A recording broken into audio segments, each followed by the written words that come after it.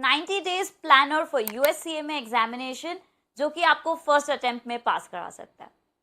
I am Megha Bansali, ACCA, chartered accountant and a career coach.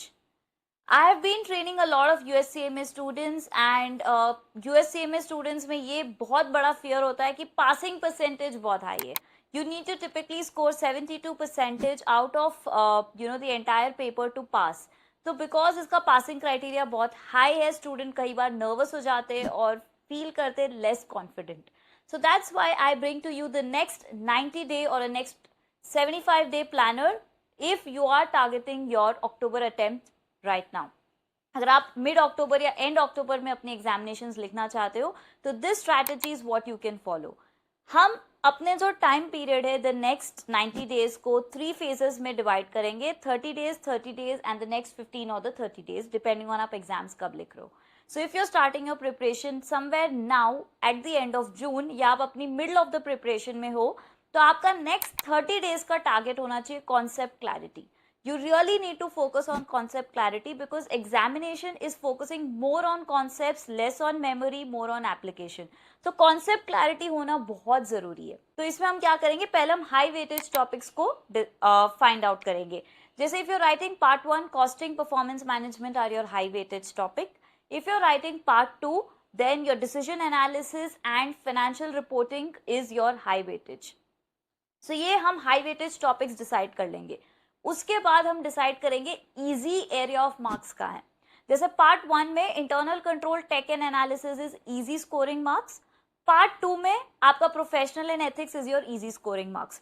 So once we have decided कि easy scoring marks वाले topic कौन से तो उन पे हमको ज्यादा फोकस करना है और डिफिकल्ट कॉन्सेप्ट जो है उन पे हम पे ज्यादा फोकस करना है बिकॉज ये हमारा पास और फेल डिसाइड करेंगे. जो इजी स्कोरिंग मार्क्स है डेफिनेटली उसमें हमको टारगेट करना है at least 90 to 100% in the examination because देखो नेगेटिव मार्किंग नहीं है MCQ में, तो सारे अटेम्प्ट करने. सो ये हो गया हमारा इजी स्कोरिंग मार्क. अब जो डिफिकल्ट है उसमें आप स्ट्रैटेजी बनाओ कि एटलीस्ट 70 to 80% मेरे को इसमें स्कोर करना है. सो आपका एवरेज आउट बन जाएगा 80-85% इन दीज टॉपिक्स एंड जो रिमेनिंग टॉपिक्स है उसमें हमको 80% अगेन टारगेट करना है so that we maintain our pass marks of 80%. So आप अपना जो नेक्स्ट 30 डेज का शेड्यूलर है स्टडी प्लानर, आप इजी टॉपिक्स करो डेली, डिफिकल्ट टॉपिक्स करो डेली एंड ऑल्टरनेट डेज में दूसरे टॉपिक्स करो. For example if I am giving my part 1 I would do internal control and tech and analysis 1 hour every day. 1 hour I would do my cost management and 1 hour probably I would do my financial reporting. तो next day मैं वापस tech analysis, वापस internal control उठाऊंगी so that I am not out of touch with the content and this will help me get more confidence on this topic because मैं उसको daily पढ़ रही हूँ. 1 hour वो हो गया.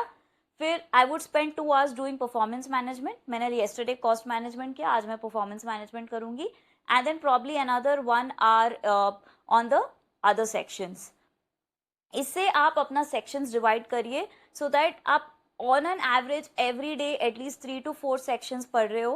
so this will keep you in pace. आप outdate नहीं होंगे कि content क्या है, syllabus क्या है. so next 30 days तो हम सिर्फ concept building clarity पे focus करेंगे. so what I would recommend कि जब मैं concept करूँगी उसके साथ at least 5-6 MCQs per topic में cover करूँ. not too many but ये भी नहीं कि questions नहीं करेंगे, questions भी करेंगे in the next 30 days but at least 4-5 her topic से आप थोड़े थोड़े questions कर लो and try to focus more on completing the syllabus in the next 30 days. उसके बाद we move to the second phase which is your practice phase. अब इस phase में आपको क्या करना है, daily you need to spend 2 to 3 hours revising topics. आप जितने भी topics revise कर सकते हो in 2 to 3 hours please revise them. so typically I would say कि हमारे पास 30 days है, 6 sections है, so at least 5 days में मेरे को पूरा section revise करना है. so 5 days अगर 20 टॉपिक्स है तो 4 to 5 topics per day you need to cover. So once you cover 4 to 5 topics per day और उसके जितने भी MCQs आपको मिलते हैं you need to finish all of those. 50 हो सकते हैं, 60 हो सकते हैं, 70 हो सकते हैं. उस दिन मैंने टॉपिक रिवाइज किया और उसके जितने भी MCQs अवेलेबल है प्रॉबेबली आपके पास जो भी रिसोर्स है, आपके पास अगर आप कोई क्लासेस ले रहे हो उसका रिसोर्स है या आपके पास कोई LMS है जो आपने परचेज किया उसमें से आप सारे क्वेश्चंस निकालो उस कॉन्सेप्ट के and target minimum 50 MCQs every day. ठीक है, तो आप 50 MCQs कर रहे हो. सो आपने 5 दिन इन्वेस्ट किया, आपने ये टॉपिक रिवाइज किया, फिर उसके बाद okay after the first 5 days start doing case study question every single day. You have to write one case study question every single day. So you are doing 50 MCQs and one case study for the next 25 days. तो first 5 days तो हमने सिर्फ एक ही section किया, उसके questions किए, फिर उसके बाद से हमने केस स्टडी क्वेश्चन स्टार्ट किए, रिवाइज किया, next topic question case study. तो you need to follow this pattern. तो ये टिपिकली आप 6-7 hours का आपका टाइम लगेगा इसमें to probably study to practice. you'll have to spend that much time. अब next 30 या 45 days जितने भी दिन बचते हैं आपके एग्जाम से पहले is a thorough revision phase या फिर mock test phase. अब जो next 15 days होंगे उसमें next 1 week में try to give 1 mock every single day. So you have written 7 mocks in the examination style 4 hours sitting में. आप next 1 week सिर्फ mock लिखिए.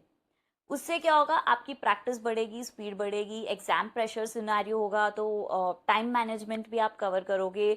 सो try to do mocks for the next 7 days.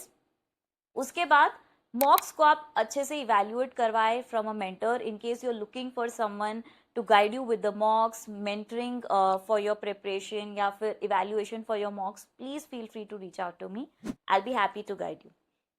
तो आप इस next 7 days mock करें. Target ये होना चाहिए, लेट्स से कि मेरे फर्स्ट मॉक्स में 50% आए, 10% इम्प्रूवमेंट हो मेरे हर मॉक में. तो 50% फर्स्ट मॉक में आए, फिर 55 in the second mocks and so on. So you try to improvise 10% in every mock. तो अगर हम 50% से भी स्टार्ट करेंगे तो by the end of 7 day we will at least reach 85-90% in our mock. Minimum 90% तो हमको टारगेट करना है अपने मॉक में. That's when you will achieve a 72% in your exam. अब आपने 7 days मॉक किए. इस मॉक को नेक्स्ट 1 day आप एनालाइज करोगे कि लास्ट 7 days वाले मॉक में where was I going wrong, what were my weaker sections, कहाँ पे मैंने मार्क लूज किए, मैं केस स्टडी बेस्ड क्वेश्चन कैसे इंप्रूव कर सकता हूँ या whatever. So spend 1 entire day analysing, strategising कि नेक्स्ट प्लान ऑफ एक्शन क्या होना चाहिए. उसके बाद जो भी मेरे वीकर सेक्शन थे, जहाँ पे भी मेरे मार्क्स स्कोर नहीं हो रहे थे, work on that for the next 2 to 3 days. So you will spend good 2 to 3 days practicing questions on those topics जहाँ पे आपके मार्क्स नहीं आ रहे. उन कॉन्सेप्ट्स को भी आप रिवाइज करो जहाँ पे आपके मार्क्स नहीं आ रहे. सो आपकी उससे कॉन्सेप्ट क्लैरिटी बिल्ड होगी. Then you are left with another 3-4 days for your paper. सब इस 3-4 days में what you need to really do is just revise, do not pick up anything new, stay confident, sleep well. You really need to do that, guys. So 5-6 days before the examination आप ऐसा plan कर सकते हो कि 2 sections में everyday revise करूंगी. So 2 sections का revision किया, उसके थोड़े क्वेश्चंस देखे and you wrap it up. तो ज़्यादा कुछ नया मत करना in the last 1 week. And this is how you can plan your USCMA examination. And this is an effective method that I've been using for my CA, for my ACCA, all my examinations. आप इसको chunks में divide करो, concept clarity, practice and revision. You are really going to be doing well. However, again I'm repeating, अगर आप confused हो, आपको लगता है आपको और mocks चाहिए, आपको कुछ guidance चाहिए, please feel free to reach out to me. I'll be very happy to guide each one of you. And do drop a comment below अगर आपकी कोई problems है with your USCMA preparation. I can also comment and give you the strategy. And guys, please do not forget to subscribe to my channel, like the video, share it with more of your friends, and I'll be back with more such content. Till then, take care. See you all.